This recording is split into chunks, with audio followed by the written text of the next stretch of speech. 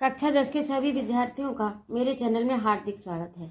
आज मैं उपस्थित हूँ आपकी हिंदी जो पुस्तक है, हिंदी पाठ्य पुस्तक के काव्य खंड से पाठ 5 सुमित्रा नंदन पंत की रेस में रचनाएं दी गई हैं, जो कि चींटी और चंद्रलोक में प्रथम बार शीर्षक के अंतर्गत है। तो आइए प्रारंभ करें। चींटी एक लघु प्राणी। चींटी को देखा। अब ये कभी प्रश्न कर रहा है, क्या चींटी को देखा? वह सरल विरल काली रेखा, वह बहुत ही सरल माने यानी बहुत ही सहज, बहुत ही सीधी, और विरल माने पतली, यानी क्या आपने देखा है वह सहज और पतली रेखा। तम के तागे सी जो हिलडुल, तम माने अंधेरा और तागे माने धागा, यानी अंधेरा धागा अर्थात छोटा सा काला धागा, या तम रूपी धागे का छोटा सा टुकड़ा। सो तागे सी जो हिल डुल, यहाँ पर उपमा अलंकार है, हिल डुल कर यानी हिलती डुलती चलती है। लघु पद, लघु माने छोटे, पद माने पैरों पर, अपने छोटे छोटे पैरों पर चलती है। पल पल मिलजुल, हर पल मिलजुल कर, यानी अपने जो अन्य साथी हैं उनके साथ मिलजुल कर हर पल अपने छोटे छोटे पैरों से चलती है। चींटी को देखा। क्या आपने चींटी को देखा है? वह सरल, बहुत ही सरल है, यानी सीधी है। विरल यानी पतली, काली रेखा, छोटी सी काली रेखा है। अभी इसके रूप का वर्णन कर रहे हैं कि किस प्रकार की है। तम के तागे सी, यानी अंधेरे के छोटे से टुकड़े की, यानी धागे के छोटे से टुकड़े की, यानी काला छोटा सा धागा, छोटा सा टुकड़ा, जो हिल डुल कर, जो हिलती हुई चलती है अपने अपने छोटे पद पर अपने अन्य साथियों के साथ। वह है पिपीली का पांत। देखो, वह पिपीली का पांत, पांति माने पंक्ति, चींटियों की पंक्ति। देखो ना किस भांति से जारी ने किस तरह से जा रही है। काम करती वह सतत माने लगातार, वह लगातार कार्य करती है। कन कन कन के चुनती अविरत, यानी लगातार बिना रुके हुए, रत माने लगा हुआ, नहीं तो जो लगा मतलब लगातार बिना रुके हुए, जो अपने कार्य को बिल्कुल भी नहीं छोड़ता जब तक पूरा ना हो जाए। कन कन एक एक कण, कन के चुनती, कन का माने छोटा सा, जो किसी भी अन्न का जो बहुत छोटा सा टुकड़ा होता है उसे कनका बोलते हैं। तो वही कन कन छोटे छोटे कण और कनका चुनती अविरत, लगातार बिना थके हुए चलती हुई वह कण चुन रही है अन्न के। गाय चराती। कहा जाता है कि चींटी में भी एक प्रकार की गाय होती है जिसे वह चराया करती है। तो गाय चराती, धूप खिलाती, उसे धूप खिलाती, बच्चों की निगरानी करती, अपने जो छोटे छोटे अंडे होते हैं उनकी निगरानी करती।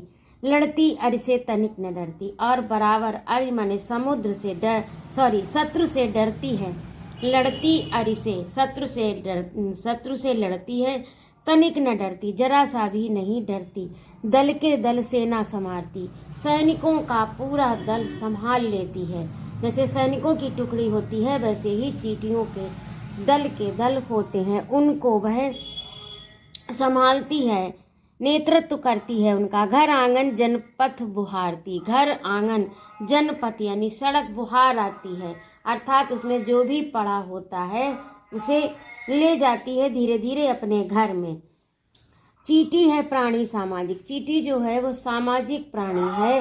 यह श्रमजीवी वह सुनागरिक, वह श्रमजीवी यानी श्रम करने वाली प्राणी है, और वह सुनागरिक, वह अच्छी नागरिक है, यानी लगातार श्रम करती है और लगातार श्रम करती हुई वह श्रेष्ठ नागरिक है।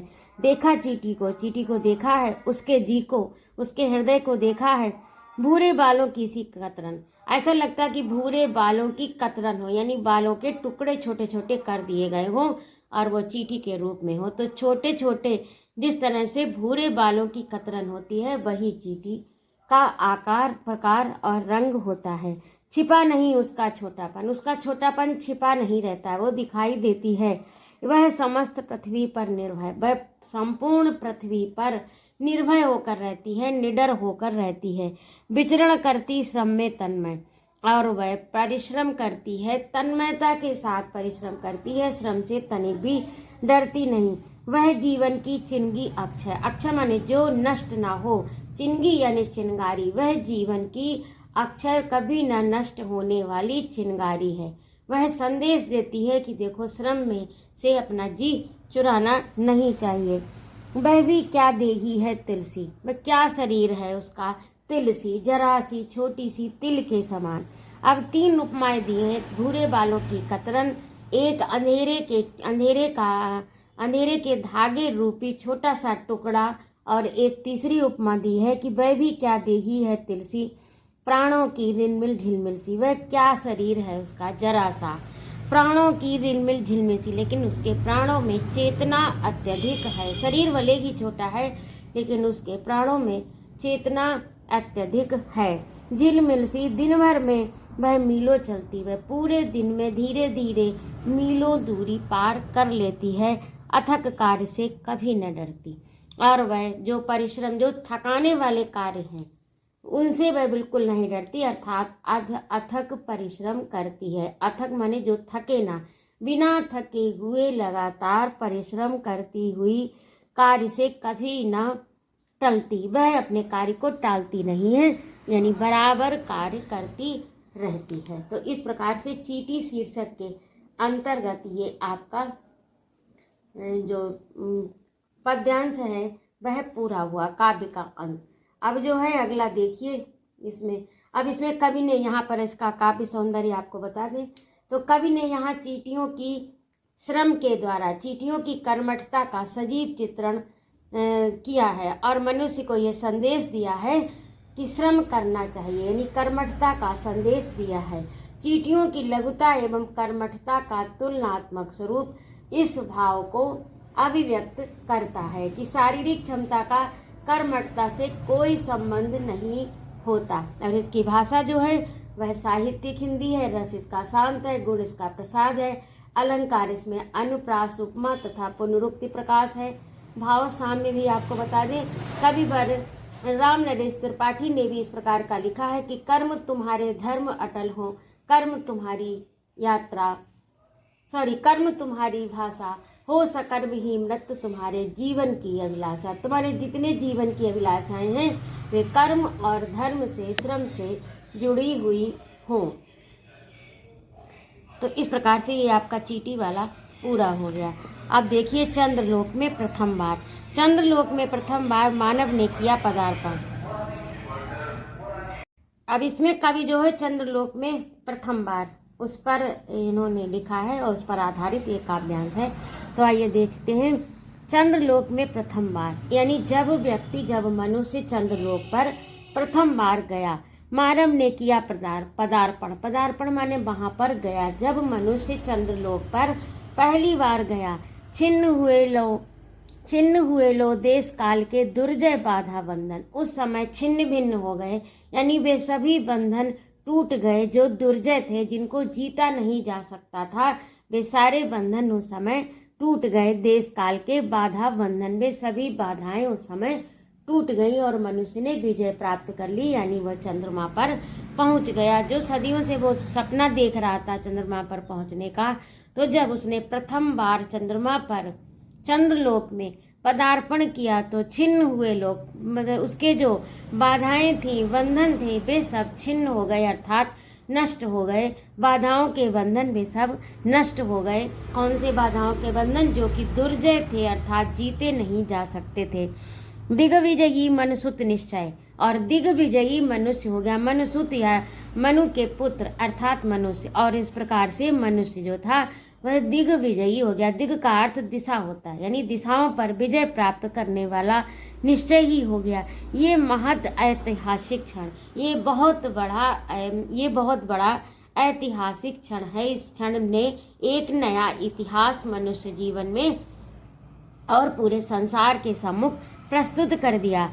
भू विरोध हो शांत। अब कवि जो है वो कामना करता है कि अब पृथ्वी पर, भू माने पृथ्वी और विरोध माने जो यहाँ पर लड़ाई झगड़े द्वेष भावना फैली है, जो विरोध हो रहा है आपस में, वह सब अब शांत हो जाए। निकट आए सब देशों के जन, और सभी देशों के लोग जो हैं, जनमान्य लोग निकट आए, यानी परस्पर प्रेम पूर्वक व्यवहार के साथ रहें या व्यवहार करें, एक दूसरे के प्रति परस्पर प्रेम का व्यवहार करें, निकट आएं और जो ये विरोध की भावनाएं चारों ओर व्याप्त हो रही हैं वे सब शांत हो जाएं। युग युग का पौराणिक स्वप्न हुआ मानव का संभव। युगों युगों से जो पौराणिक स्वप्न था वह मानव का आज पूरा हो गया, संभव हो गया, जो कि लगता नहीं था कि संभव हो सकेगा। मनुष्य जिसका स्वप्न देख रहा था वह आज स्वप्न पूरा हो गया। शुभारंभ शुभ नए चंद्र युग का अब जो है आरंभ हुआ है नए युग का, शुभ नए युग का आरंभ हुआ चंद्र युग का। भू को दे गौरव, अब ये पृथ्वी को गौरव प्राप्त हुआ है, पृथ्वीवासी मनुष्य को ये गौरव प्राप्त हुआ है चंद्रलोक पर पदार्पण करने का, चंद्रलोक के पर जाने के, अपने स्वप्न को पूरा करने का। धरती का श्यामल अंचल सुख संपद संपन्न जगत में बरसे जीवन मंगल। अब धरती के सस्य श्यामला भूमि पर हरे भरे आंचल पर सुख संपत्ति और संपन्नता पूरे विश्व में व्याप्त हो, अर्थात फैल जाए। बरसे जीवन मंगल और हर जीवन में मंगलकारी हो, मंगलकारी घटनाएं घटित हों, अच्छी घटनाएं घटित हों। धरती पर श्यामल अंचल, धरती के हरे भरे अंचल पर जीवन जो है वो मंगलपूर्ण हो और सुख संपत्ति संपन्नता पूरे विश्व में फैल जाए, ये जो कवि है वह कामना करता है। अमेरिका सोवियत बने नवदिग रचना के वाहन, और अमेरिका सोवियत जो ये महाशक्तियां हैं पृथ्वी पर, वे सब क्या बनी हैं, नई दिशाओं को सृजन करने के संवाहक बने हैं, यानी ये उनको श्रेय दे रहा है। जीवन पद्धतियों के भेद समन्वित हो विस्तृत मन, जो जीवन पद्धति सबकी अपनी अपनी अलग होती है, अलग अलग देशों की संस्कृति और सभ्यता अलग होती, तो वही कवि कामना करता है कि जो अपनी अपनी जीवन पद्धतियाँ अलग अलग हैं वे समन्वित हो, एक साथ हो जाएं।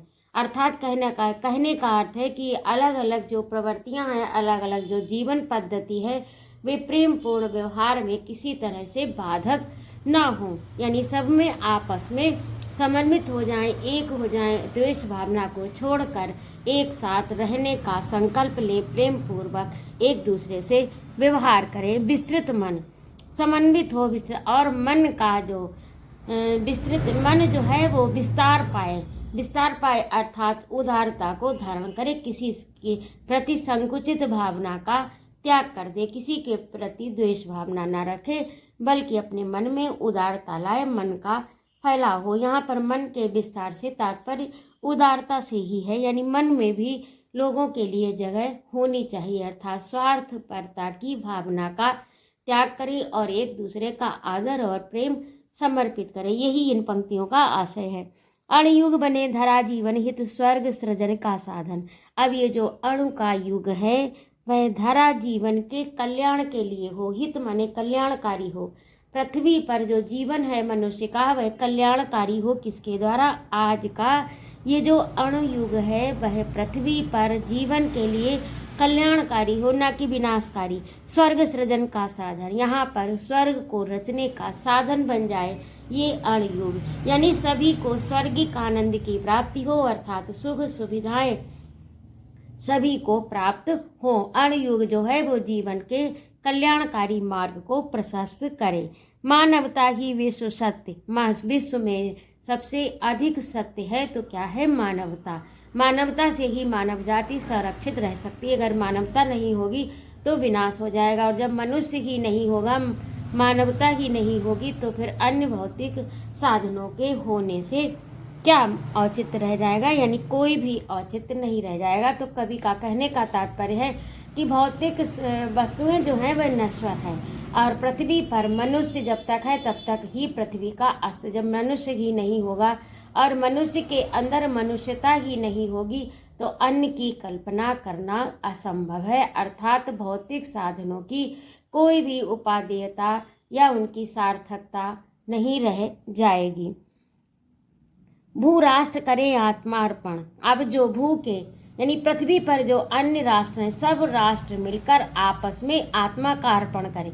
अब यहाँ पर आत्मा से अर्पण यही है कि सभी राष्ट्र मिलकर एक दूसरे के साथ प्रेम का व्यवहार करें, अपनी अपनी आत्माएं अर्पित करें, अर्थात समर्पण करें। एक दूसरे के प्रति समर्पण का भाव होना चाहिए। जब समर्पण का भाव होगा तो द्वेष रहित संसार में मानव जीवन हो जाएगा।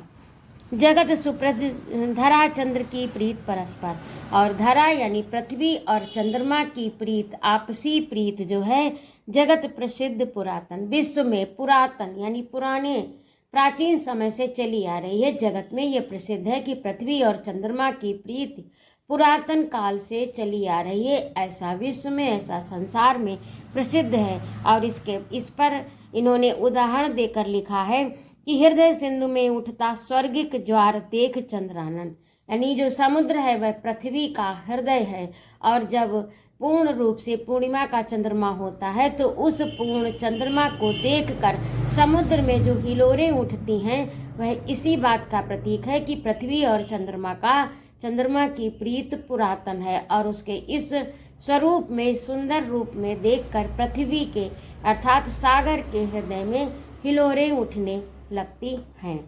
तो इसी के साथ ये लिया गया है रीता से। इसी के साथ चंद्रलोक में प्रथम बार शीर्षक के अंतर्गत भी आपका ये पूरा हो गया। अब जो है इसका बता दें काव्य सौंदर्य। तो इन पंक्तियों में भाषा इसकी शुद्ध साहित्यिक हिंदी है, रस इसका शांत है, गुण इसका माधुर्य है, और अलंकार इसमें अनुप्रास और रूपक है। तो इस प्रकार से इसका काव्य सौंदर्य हो गया। यदि आपको मेरी प्रस्तुति अच्छी लगी हो तो कृपया मेरे चैनल को सब्सक्राइब अवश्य करें, लाइक और कमेंट करें तथा अपने मित्रों में शेयर करें। अपने सुझाव मेरे कमेंट बॉक्स में अवश्य लिखें। जय माँ।